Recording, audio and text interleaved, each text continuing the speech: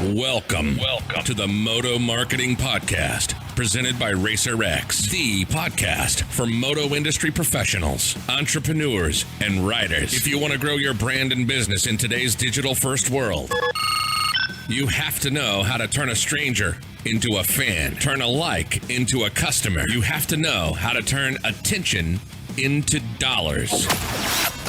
This podcast is dedicated to keeping you in the know on real marketing tactics that work in the moto world so that you grow your business and help grow the sport. Get ready to learn from the very same marketing experts trusted by Racer X, Lucas Oil Pro Motocross, GNCC, and NBC Sports. They'll help you navigate the world of digital marketing for your moto brand. This is the Moto Marketing Podcast. Presented by Racer X. What's up, everybody? Welcome back to another episode of the Moto Marketing Podcast. I'm your host, Luke Nesler. Before we dive into today's guest, just some quick housekeeping. Remember to go to racerxonline.com/moto marketing. You can always see what the latest promotion is that Racer X has running. One of the recent ones was obviously you always get the print issue of the magazine, the digital issue, and then the last promotion they had, you could actually gift it to a friend. Sometimes they're giving away Maxxis tires, sometimes they're giving away stickers, just always some really good stuff. At one point, I think we were giving away underwear. I don't even know what was going on with that, but it was a popular one. So go to racerxonline.com/moto marketing to check that out today, and it helps me out as well as they see that people actually listen to the show. Today's guest, somebody that I met here recently, and I immediately was like, I need to have you guys on the show because what they're doing is really inspiring. It's something pretty cool, and anytime we get a chance to show off what some of the female entrepreneurs are doing, especially in our sport, I want to do it because there's not enough of that going on, and I think what our guests today, what they're doing is really cool. So we have Paige and Kelly McReynolds, creators of McRae MX, a really cool brand that they've been working on for some time that's on the come up. So I just wanted to have them on today to tell their story and talk about McRae. So Paige, Kelly, I appreciate you guys coming on today with us. Welcome to the show. Thanks for having us. Yes. We're stoked. Thank you. So, Paige, I think we initially talked because you had a conversation with Leah Renner, which I don't know that. So it's funny when people talk to Leah. Leah works for me. Are you familiar with who Ronnie Renner is? No. Freestyle motocross guy. He's like a multi-time X Games medalist. So that's his sister-in-law. And sometimes when people connect those dots, they're like, wait a minute, that was Ronnie's sister-in-law? So you have to look up Ronnie's, he's a longtime vet of the sport. So Leah had reached out to Paige, just what my company does, we're a marketing company, so you reached out to her, or she had reached out to her and said, hey, I think we might be able to help you. So they had some conversations, and in those conversations, I got to know more about your all's brand and just your story, and started looking at your Instagram, and what the two of you are doing is it's just like real. It's organic. You're not trying to come off as some massive brand. Like, you showcase yourselves and your personalities and you know what the brand stands for, and that's why I wanted to have you on. I just think it's really cool what you're doing. Before we dive into it, let's kind of back up and talk about why this sport. Is it something you've grown up just being a fan of? What made you decide to use your entrepreneurial skills in building a company within the world of moto? Yeah. So we grew up riding. I think, I was 10 and Kelly was 7. And I remember coming home from school, we carpooled with our neighbors and we pulled up and our garage was open and there were 2 dirt bikes. There was a CRF 150R and a 110 sitting in the garage. And we're so confused. We have no idea what this is. We're like, never seen a dirt bike before. And we get out of the car, we run over and our dad's like, girls, you're going to learn how to ride dirt bikes. We were like, great. I don't know what that means, but cool. And then we had this semi truck pull up in front of our house and we're like, oh, yeah, what is this dirt bike sport? And this giant crate gets delivered and it turns out that it's a go-kart with a roll cage that Dad ended up building like in our garage for us. And it was honestly that baby 40 miles an hour, but when you're 10 years old, that thing ripped. That's awesome. So that's how it started. And we both kind of, I think, fell out of it a little bit. I mean, we always grew up, we'd go riding, and we also, ski, snowboard. I'd say we just had like so many different hobbies. Like our parents were really into fishing and skiing. Like every season had a hobby, and that was the season for that hobby. So staying consistent with the dirt biking, like throughout our lives, like wasn't a thing. Like we weren't like, wow, MX is our thing and this is what we're gonna do. We were just it was just another hobby in our life, and I don't think we really just were like this, we love getting better at this, until I was maybe in college. So it's kind of a recent thing. But in the last few years, it's just been like the sport we've gravitated towards. Yeah. So was your dad just a moto fan? Like, it sounds like he really wanted y'all to be in some type of motor sport. Just an adrenaline junkie. Yeah. Adrenaline junkie. Yeah. We are the sons he never had, but always wanted. That's awesome. So I mean, he grew up kind of the same lifestyle, just doing a little bit of everything. But I think moto was something that he always really loved. And as we got older, it became a lot easier to start doing those types of trips together. And now, I mean, yeah, he's a very talented rider, but he's not like throwing backflips or anything crazy. Yeah. Well, he would, but. What part of California are y'all from? Is it just commonplace for y'all to be at the same tracks and riding spots as some of the big name riders in the sport, or are you a little bit disconnected from those areas of California? I would say we're probably a little bit more north. I mean, so we're Ventura County, which there's a huge riding community here. Most of our friends ride. So we spend a lot of time in Gorman, Cal City, Dove Springs area, which I think is a little bit more north than, maybe like the Temecula area. I know Ocotillo Wells, like the San Diego stuff.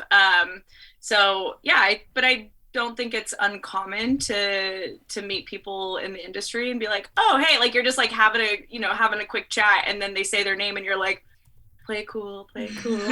Right. Yeah. So, I mean, I'm from Morgantown, West Virginia, which is where, I'm on the other side of the country, but it's where Racer X is at. So I remember, when I first got old enough to travel and go to these events, when I would see these guys, I'm like, wow. But then now I've realized, like, we work with a lot of, I mean, like James Stewart is a client. So like the first time that happened, I was like, but you get used to it. So I always wonder if that even like a thing out west for people that are fans of the sport. They see their favorite, the favorite riders in restaurants or whatever. Like that doesn't happen out here for us East Coasters. So it's always cool to kind of talk to somebody that started a business because they're passionate about the sport. What was it about moto that made you keep coming back to it? You said it was a hobby, but you kept coming back to it, and then eventually you loved it so much that you were like, you know what, we want to create a product for people like us. What was it about the sport? Did you race? Is it just something that you've always had fun doing for fun on the side? What was it specifically? I think one of the biggest things is the community it brings. I mean, just the groups of people that ride. It's so much fun to like be in that group, and you're out camping, and you just get like addicted to that lifestyle of like wanting to be out there in the desert, and everyone's just having a good time. And especially when you're riding, I mean, for us particularly, like all you're thinking about when you're riding is like, please don't hit this rock. Please don't hit this rock. I gotta get into this gear. Like that's all you're thinking about. If you have like a bad day or you're stressing about anything, that's gone when you're riding. And I feel like you start getting these people that just want to have fun and want to let go of life when you're out there. And we love that part of dirt biking. And of course, like, it's just really fun. I don't know how to explain it, just riding in general, but I think a huge part is the community. And I think to add on to that, I feel really empowered when I'm on my bike. Like I have pushed myself harder learning how to ride a dirt bike and going from a 150 and you fall on a hill and you are just kicking that thing. And I'm, dad's at the top, like, hurry up. I'm like, I'm going to kill you. Like, I'm like, trying. and like, but just pushing myself to go from a small, going from a small bike and working our way up to a 250. And then just every day, every trip, conquering something new. I feel strong. I feel empowered, and I feel really inspired every time I'm on my bike. And I want to, I'm definitely, as I get older, I'm like, okay, there's definitely a limit where I'm probably going to stop pushing myself because I just, my old lady bones can't handle it anymore. But like, old lady bones. I have arthritis in my left knee. Yeah. For those, so I'm 32. For those watching, like y'all aren't old. Like what? So how old are you guys? I'm 29. Okay. And I'm 26. But I have arthritis in my left knee I already. hear you. Yeah.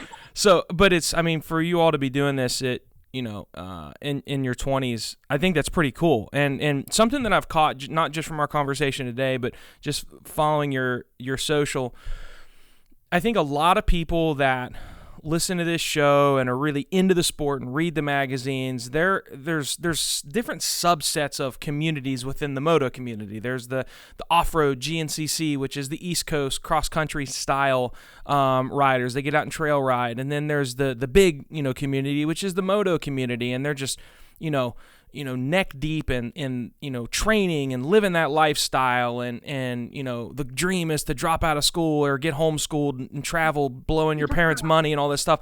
What I'm getting from you is it's a completely different community. Like, I don't, and maybe I'm wrong, but I don't sense that there's this like passion to travel and race. Like y'all are talking about going and riding in the dunes and having fun with your family and like, I just picture this like camping culture, like just hangout vibe. And it's a totally different audience than, somebody that's going to Loretta's or something like that. Am I kind of following where you guys are going with that?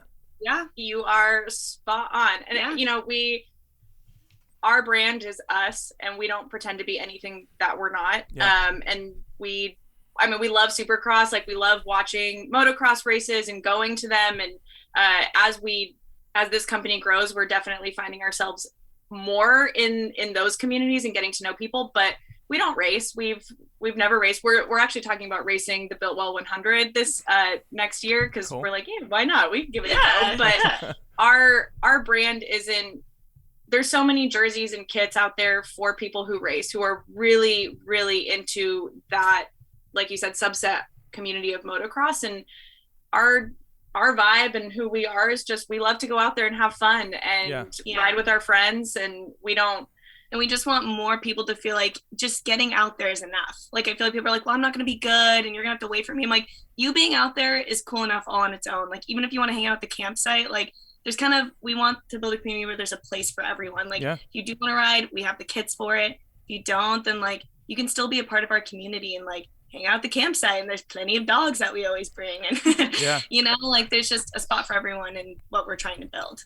Your brand is very non-intimidating for somebody that might be wanting to get into the sport, to where, if a young lady wants to get in and she comes across the mainstream brands like Alpine Stars or Fox or Seven or all these other brands, like, they're awesome brands, but it's like you don't know where to go, what to do, and you're not that motocross, supercross racer. So what kit do I get? I think what's cool about you guys, and let's talk about the brand, is your brand is a very approachable brand for somebody that's new to the sport, that really, like, I picture somebody that maybe doesn't, like, when I grew up riding, like, I'm a redneck from West Virginia, right? We wore Carhartt boots, like, and my buddies wore jeans and Carhartt boots. And when somebody started coming out in like full kit and like chest protector, I was like, whoa, what is that? I picture somebody that comes up to your brand as somebody that you're like, okay, I can get into it. I can be part of a community. And like you said, if I'm not going to ride, but maybe somebody's boyfriend rides, or they just want to hang out in the group, like, you've got really cool casual apparel designs that make them feel part of that community. And your brand stands for something, and it is that community. So talk to us about McRae. Like, where did this whole concept come from? Because you're getting into a space that's clearly, it's not an easy space to get in, but you're doing it with a very different approach. You're not trying to be Thor or Fox. You're trying to be yourselves. So where did this business idea come from? So, I think it really started as a selfish need that we were living together in Sonoma County, Northern California. We were looking for new riding gear, and and again, like, mad respect to all the big names in there, but they just don't have a lot of options for women. And so, you go onto a major website and there's 2 options for women, and they're usually black and pink and black and teal. And we're both like, you know what it was, actually? I had this gear set. My kit was hot pink cheetah, and I loved it so much. And I ripped it, and I wanted to replace it, and it was gone. Like it was like, sorry, one season out. And I was so frustrated. I'm like, I just want the same jersey. Like, I don't want a new kit. I like this kit. And so it started this conversation between us of like, if we could build our dream kits, what would they look like? And it literally turned into, we started brainstorming a name, which we already kind of knew. It's hard to explain, but McRae, like growing up especially in college, I always went by Paige McRey. She always went by K McRae. And so like, we always kind of joked as a family, like if we ever started a business, it would be called McRae, like that. And I don't know like necessarily where that came from. Like I think our parents, but it just that was always set in stone. And then we had a whiteboard up in my office of our house. And, we're like, okay, our company name is McRae Motocross Co. Boom shakalaka. Like, that's great. And then designed to, we threw a bunch of slogans on there, and Designed to Get Dirty was one of the options. And we just both stared at it and knew, and we looked at each other. We're like, dude, we just came up with a name and a slogan. Like, I think we have to do this. And then I think within the next probably like 2 days, we had sketched so many sketches. And I'm like, I think we're going to do this. Like, I think we're seriously going to do this. In like 48 hours, we had probably like 15 jersey sketches and like 50 t-shirt designs. And we probably there were colored pencils everywhere, pieces of paper everywhere. And so I think that's where it's like, long story short, that's where it started, was just filling a selfish void for us. Like, we want to make something that we want to wear. We want to look cute when we ride motocross. And then as we got more into it, and we worked with a brand developer and a graphic designer to really help us hone in on, because we're both very eccentric, and we have a lot of ideas, and we want to hit, like, we want to go into fishing, we want to go into water sports, skiing, snowboarding. Like, we just want to create like an action sports company for women where they can go there and find anything that they could ever imagine. That's awesome. But we need to focus in on one thing. And so I think, but as we've started from the beginning of this journey, we realized that we are different. We're not racers. There's a community of everyday riders who just want to hit the trails and have fun. And now it's started to evolve into, okay, yes, we want to make motocross kits and gear that women want to wear, but we also want to inspire women and girls to join the sport. Like, we have this vision and this idea that if we're hanging youth motocross kits in a store, and let's just say this little girl, she's 5 years old, and she walks in with her family, and they're shopping maybe for her brother or whoever else, but she sees a butterfly jersey on the wall, she's going to feel, okay, I can do this too. This sport is for me too. Yeah. Yeah, that's awesome. That's what I think is cool. And I would just encourage you guys, like, if it gets discouraging, because you're like, man, maybe we'd be better off to try to appeal to the moto fanatic. Like, I would just encourage you guys to stay true to that path, because I really think that's what makes that's what got me to being a core moto fan. Was I was that guy in middle school and high school that me and two of my buddies went out riding every single weekend at the strip mines. We had no idea what we were doing. I was, like I said, we were in jeans and a Carhartt, and eventually we graduated to where we were this like core fan. But there was nothing there for me and my friends that was like cool for us to wear as we were getting into it, that made us feel like we were part of the community. Like, when somebody showed up in riding gear, we were like, oh, like, it was intimidating to us because they were in the full kit. You guys almost bridge that gap for an area that really needs bridged, which is the ladies that want to get into the sport. It's already intimidating enough. Maybe it's a girlfriend that they see their boyfriend ride, but they're not going to wear that Fox kit because they just want to get into it. If they can attach themselves to a brand like you guys, I think you're doing more than just putting cool clothing out there. Like, you're helping somebody feel welcome in a sport, and maybe that's what keeps them around, which I think is super rad. So, like,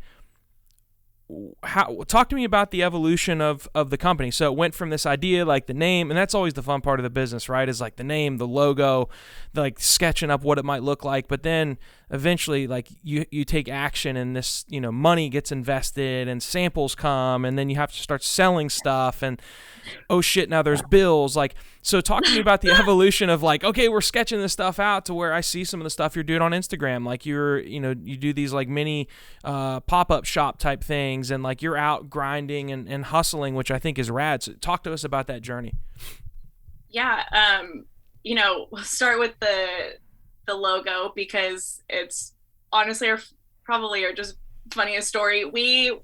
Like I said, we hired a brand developer and a graphic designer. And when we first hired him, we had said like, we don't want anything like overly feminine. So no polka dots, no stars, but we literally said no butterflies. And he's like, okay, cool. So he comes back to us with our McRae logo with the handlebars off the side, the two girls sitting on the bikes, and we're on a call with him. We're like, yeah, rad, we love it, let's go. And I think the idea behind it was we didn't want, yes, we're creating something that's totally different. And I think now, hindsight, we're like, okay, yeah, we are totally different and we're going to run with that. But at the time, we're like, we don't want to create something so different where we don't fit in at all, that people don't understand that we're excluding ourselves before even giving ourselves a chance. And so that was the idea behind like no butterflies, nothing overly feminine.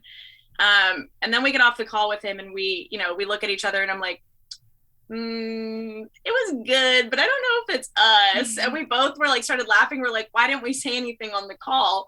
So we go back to him. We're like, hey, we like it. We want those things on shirts, but it's not our logo. And he's like, are you freaking kidding me?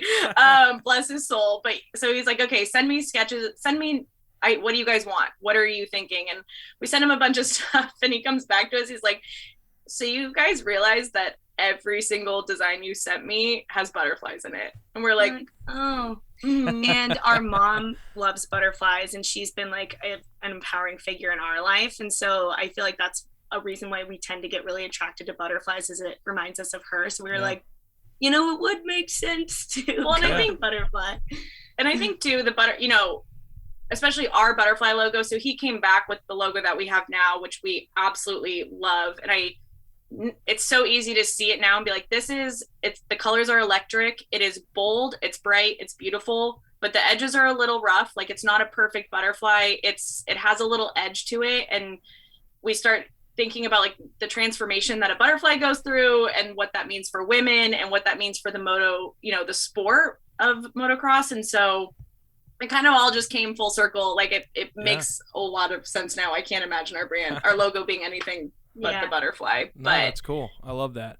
So from the brand development to actually bring in like product ideas to reality, what did that look like for somebody that wanted to take an idea to an actual product? Here's the thing. No one knows what they're doing. So that's just like I feel like we're finally starting to figure stuff out. But, we had a bunch of sketches that we had drawn and we had the logos and stuff from our graphic designer brand developer. And so I knew, I was like, okay, we need to find a screen printer. Like we're going to find someone who can put those on t-shirts for us. And well, it mainly started with, we knew our kits wouldn't be done for a while because those were going to take a lot of work. So we were like, okay, we should get some apparel out there just to get our brand out there. Sure.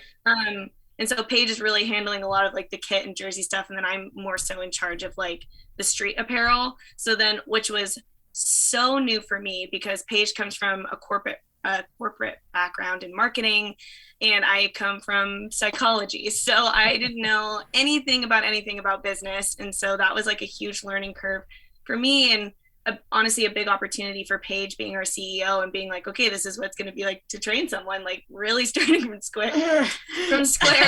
But yeah, I guess we just like, we're like, okay, what would we want to wear? What would our friends want to wear? We just leaned into the things that we thought would be it just what made sense for us. Like we just were like, okay, what designs do we want to see on what types of apparel? And for both the screen printer and the manufacturer, we Googled them. I Googled we Google everything. I Googled manufacturers in downtown LA. We knew we wanted to keep it local.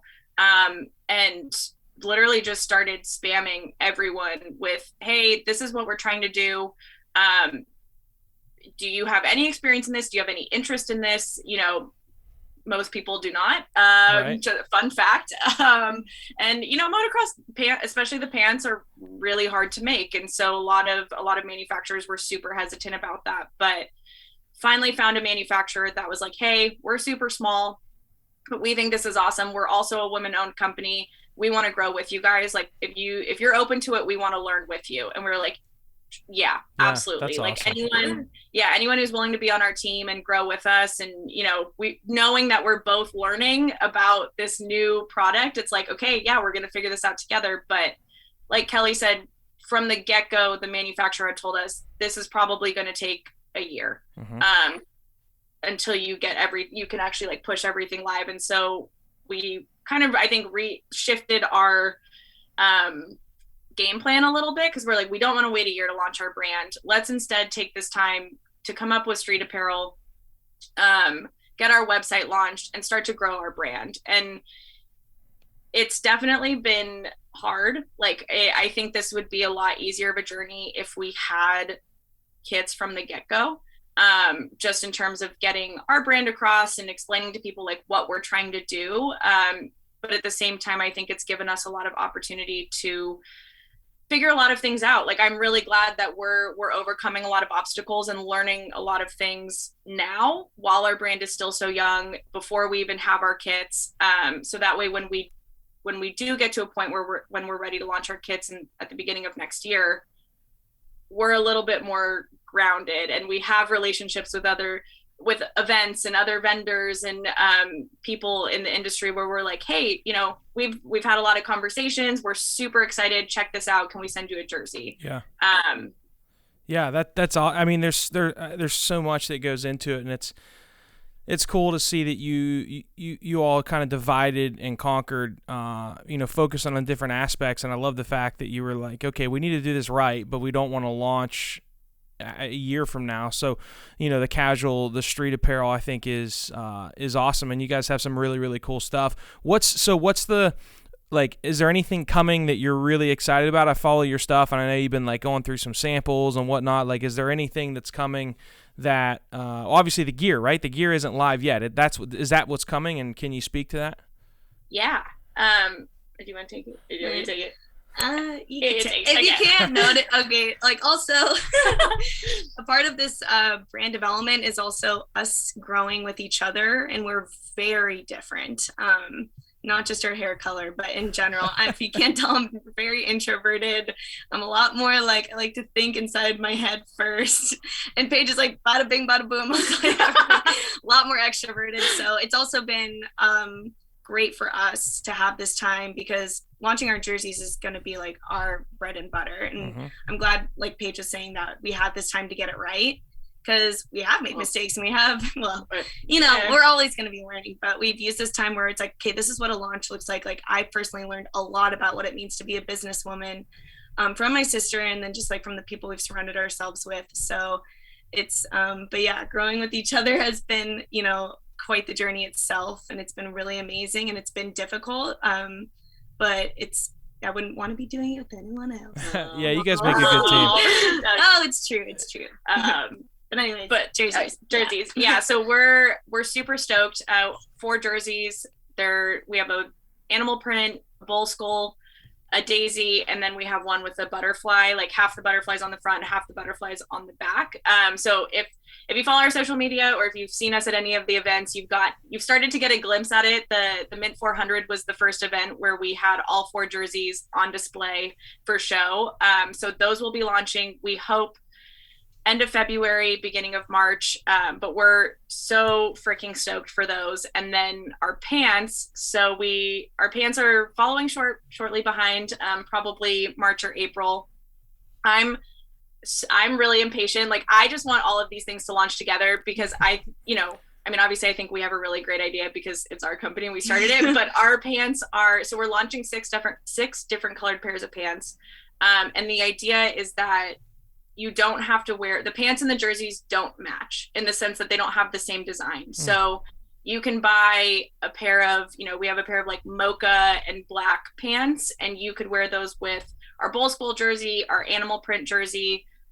We have teal and black pants, black and black, yellow and black, like all of these different colors. And the idea is that you can buy you can buy as many pairs of pants as you want. Buy them all. But like the idea being that you can have a pair of pants and you can change out your jersey. And I think a little mix and match. And I think that really speaks to, you know, as women, I love to shop. I love to change out my outfits. Like especially when you're in the desert for multiple days. And again, I think this goes back to like the camping community. Like when you're riding for 4 or 5 days, I don't want to wear the same jersey. By the fourth, fifth day, my jersey is like pretty nasty. So I want to wear a different jersey. But we also want to create youth kits, and like same idea behind that, like kids spill on themselves, and like especially if you've ever tried to dress a little kid, they really want to dress themselves, and so this also like gives options for that. Yeah, that's cool. So we just think it's an overall good idea. We're very excited. Very biased. No, that's awesome. I love that there's an idea behind every aspect of the business. Like there was a lot of thought that went into it, and again, it's like it's very different than the core Moto, Supercross, GNCC community. Like you guys are appealing to a very different audience, and you're staying true to that. And everything from the mix and match kits, like it's very unique to you and maybe a few other brands, but really you're the first people that I've heard really go after that community and make a product for it. Before we wrap up, and we forget, talk to us about the social website. Where can we find these products and go support you guys? And when should we expect the jerseys to launch? Yeah, so I'm super hesitant to put a date on the jerseys just because this has been a very a very long road, especially starting a business in COVID. Like whose genius idea was that? Ours. So we've had a lot of delays with those, but we're pretty confident the jerseys will be launching, like I said, by the end of February, early March. The pants should be close behind. We're hoping March or April, and then youth kits we're really shooting for the end of next year. But you can find us on www.McRaeMX.com and social. Our Instagram is McRae_MX, as well as our TikTok is McRae_MX, but I really warn you about entering our TikTok world. We're weird. And we also have a YouTube channel that we post to pretty regularly. Episode 10 is coming next week. And that's on McRae Motocross Co. And our Facebook is McRae Motocross Co. as well. Everybody seriously, like you or somebody that's getting into the sport, a lady that's getting into the sport, you need to recommend them go check out their social. You two are hilarious. I've watched multiple of your shows where you do kind of live Facebook or Instagram live updates.